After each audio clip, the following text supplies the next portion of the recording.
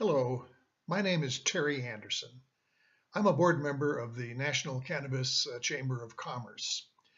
And along with some of my other compatriots who are seasoned business veterans, we're trying to create a video series that's going to be a great help to you in running your business.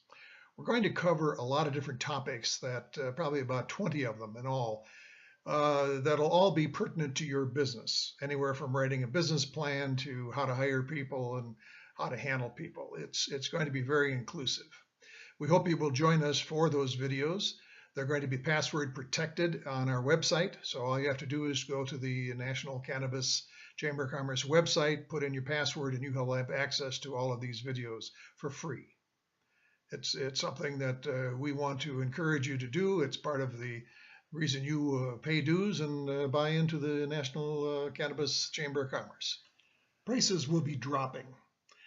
And as they do, it's imperative that you run your business better than you're running it today. If today you're making a good profit, you're very happy with your business, well, when the prices go down 10, 15, 20, 30%, which they will over the next few years, you cannot run your business the same way you had before. You will have to be able to get more poundage per square foot out of your grows. You're going to have to use technology to increase your productivity, to reduce your costs. There's just an awful lot of things that are going to happen. So we will try to prepare you for that in future videos. One of my favorite topics is you don't know what you don't know. Now that sounds like a very trite saying, and I guess in some respects it might be, but when you really get the gravity of what I'm trying to say is that we're constantly learning, all of us. And if you look back over the last year or two as to how much you've learned in that period of time, you realize that, well, no matter what your age is, you're still learning. And you wouldn't be where you are today if you weren't learning. So that learning process is something that we all have to consider, but most of us don't stop and think about the fact that, well, if we keep learning, that means there's a whole lot of things out there we don't know yet, and we're still trying to learn them. Well, the problem is, do you have enough time to learn some of those things that might come up and kill you? There's a lot of alligators out there that are just nipping at your butt, and they want to take a bite out of you. And frankly, there's a lot of things out there, if you don't know them, they're going to kill you. So that's just another reason for these videos. We're trying to give you a lot of information that will arm you so that you're not caught unawares. And you can take care of those alligators before they give you a bite. Accounting is one of those issues that a lot of people don't really care about. Unless you are an accounting major or have an accounting background, a lot of CEOs just don't have that background and they kind of poo-poo it. And unfortunately, the accounting really runs your business from a business perspective, from a financial perspective. The business plan runs your business as well, but the accounting is a major part of your business. And you really need to know how to not only read your accounting statements, your P&Ls and your balance sheet, but you have to know how that is meaningful to your business and related to your business.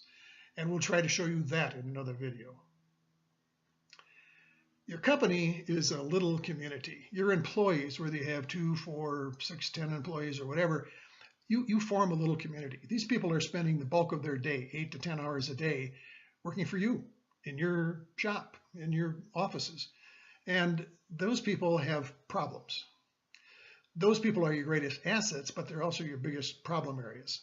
So taking care of your people and doing things right and handling them well is extremely important. And we're going to make a big issue out of that. We've got a couple of really good tapes coming up that'll give you some insight as to how to handle your people to best get the most out of them and make them most efficient. The business plan is something that a lot of people say, well, I've got that business plan up here. It's in my head. I know everything that I'm going to do. I've got it all laid out in my head. Well, most brains aren't big enough to really look at the whole plan at one time. When you put it down on paper, things change, and you wind up having a whole lot of different ideas once you put it on paper. Mainly, a lot of times you find out that the way you put it on paper isn't going to work. You forgot this, you forgot that, you didn't put this together. Your mind has a whole bunch of these pieces going around in it, but when you put them all together in a business plan, that's when everything starts to make sense.